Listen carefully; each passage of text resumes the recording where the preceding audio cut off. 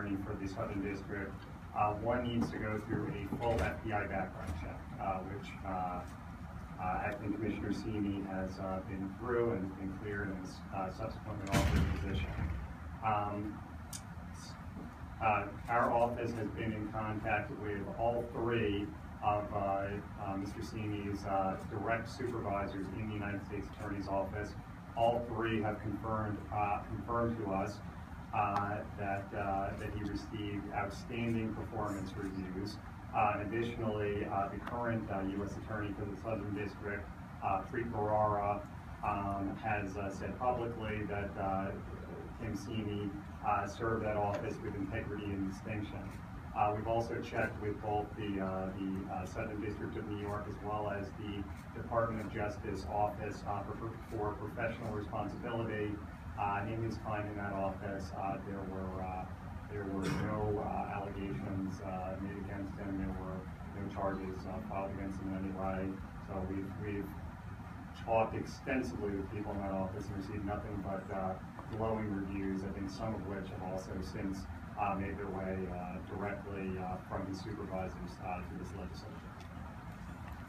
Thank you, John. Thank you. I just want that to be clear. There was just some online story that made it seem like there wasn't that kind of review done, and I think that's important that that's on the record. Clearly, your record here has been exemplary, and we appreciate all your efforts. There's so much that's been covered, but I do want to highlight just a few things. Obviously, the drug addiction. Thank you for all your work on that. I just want to add my name to those here who have, we've worked this one over already. You're clearly on top of it. You need to know it's a problem. You do know it's a problem everywhere. I just want to add that I brought that up because it's extraordinarily important in my district as everywhere else. The other thing, I'm concerned about you having worked directly with the county executive for so long, and while I totally understand his, how this has worked out, it makes sense that he wants someone he trusts and has seen firsthand the integrity. One of the problems we as a legislature, may feel with you coming in now in this role is in the past, appointments have not wanted to be fully honest with us in front of this committee, have not wanted to say we need more personnel when we need more personnel, have not wanted to tell us, in an open, honest forum, honestly about the needs of the department, because look, we're in a tough fiscal situation, but we need to know that you can come here and tell us, and actually we need to know you will come here frequently, it doesn't take every month, but I don't think, maybe, but we need to have open communication with you. We need to have honest communication with you, and you need to let us know when we need things. I'll make myself available at the request of the legislature to discuss any issues that are occurring. I also will always be straightforward and honest with this legislature. There are, let's just talk very bluntly about hiring police officers, because that's clearly what, it's one of the big issues. In many respects, that's a decision that's, from the police department's perspective, we can make recommendations to the county executive about what we need from a operational standpoint, and we can also give insight as to the number of personnel that would have an impact on bringing overtime down. In terms of how much the county can afford and other fiscal questions, I look forward to working with the county executive and the budget office on that and this legislature, but of course, it's not up to the police department how many people we hire. So I look forward to working with you. I look forward to coming to the legislature and speaking with you about all these issues. I look forward to answering your questions that relate to the PD. and I look forward to working with all the people involved in the process, particularly the hiring process. Right, we right now are at the lowest number of sworn officers since 1993, somewhere around that. So, yeah, I don't think it's. Let me just be very clear. We need to hire more police officers. Yes.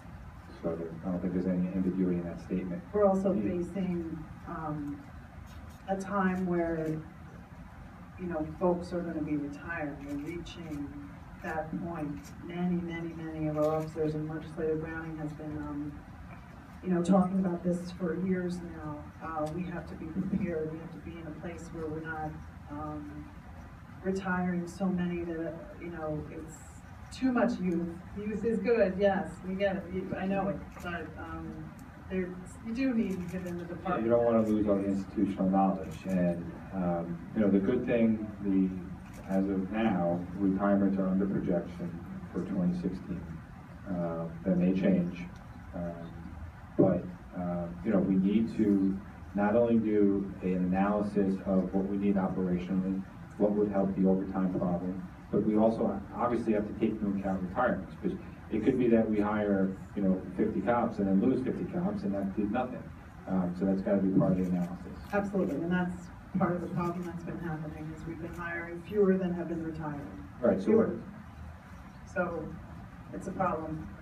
Will you be able to share the command analyses with us? Analyses? Well, I mean, it's not all, you know, in paper or, you know, written down.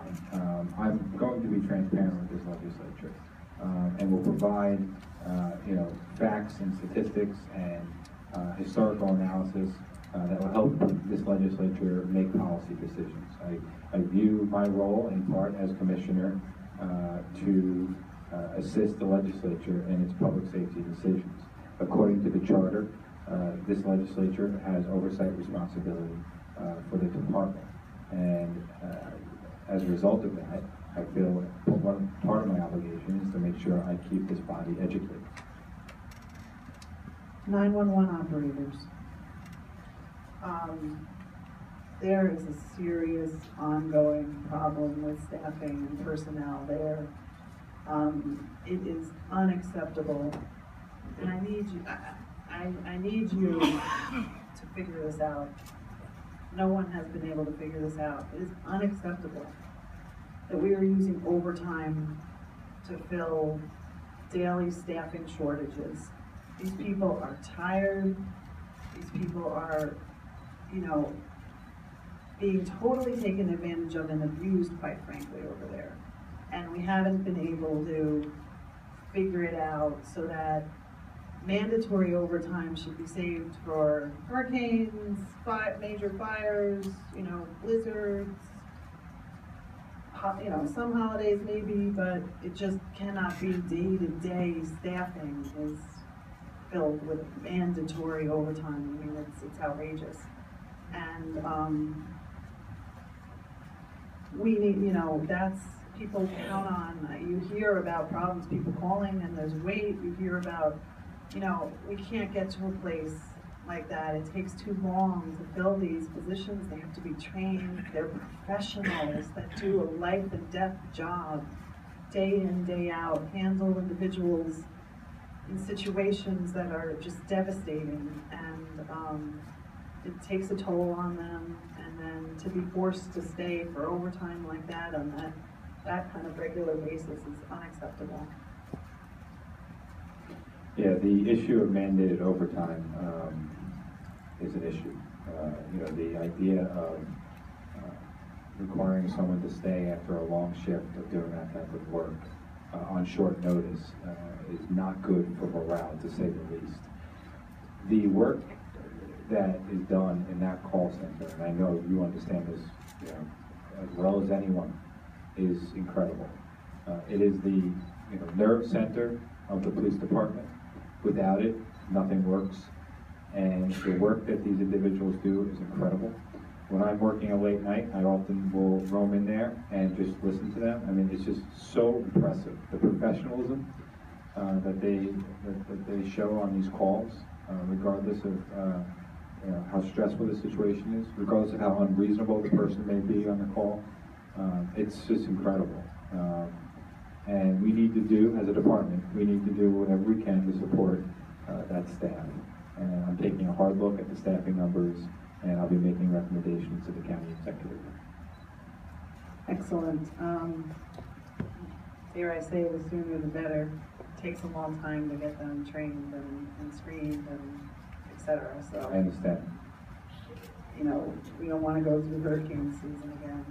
We don't want to go through another blizzard and et cetera. It could happen, of course. Thank you. Late readers, I wanted to bring that up. You brought it up first. It's a darn shame how few we have. Asset forfeiture funds could be used for that. Just, you know, I agree with you what you said. Intelligence center, same thing. You know, their cameras have been used in high crime villages and neighborhoods in really creative ways that can be replicated throughout the county, and these are ways that we could be investing those kinds of funds, you know, to fight crime. I do also want to just also mention, as one of the few women legislators here, it is a concern about the number of women in the department. How many did you say were promoted the other day? Well, there was one eligible for promotion above the level of captain, and so I promoted her to inspector. And she was promoted from deputy inspector to inspector. And she's outstanding. And I'll give you some numbers if you just give me a moment. Thank you. And there are other females that were promoted. And yesterday's ceremony, under my personnel decisions, there were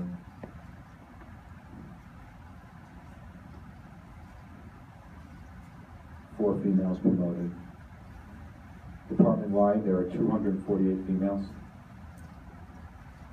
out of 2,399.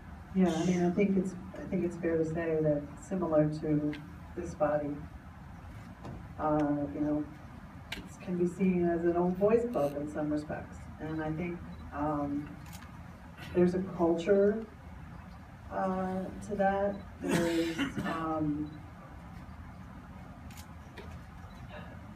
There are a lot of things that go on that make it difficult for women, and people get promoted with backgrounds that are disgraceful to women, and I think that needs to be turned around. And I look forward to working with you on the initiative you discussed earlier. You gave me a little too much credit there, but you know, I look forward to working with you on things going on externally within the county, but also within the department, to make sure women feel safe, respected, welcome, so we can recruit more women.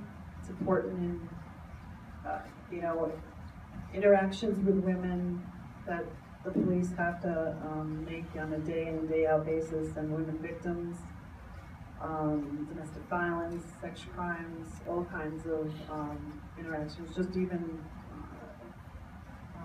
ordinary, you know, ordinary interactions.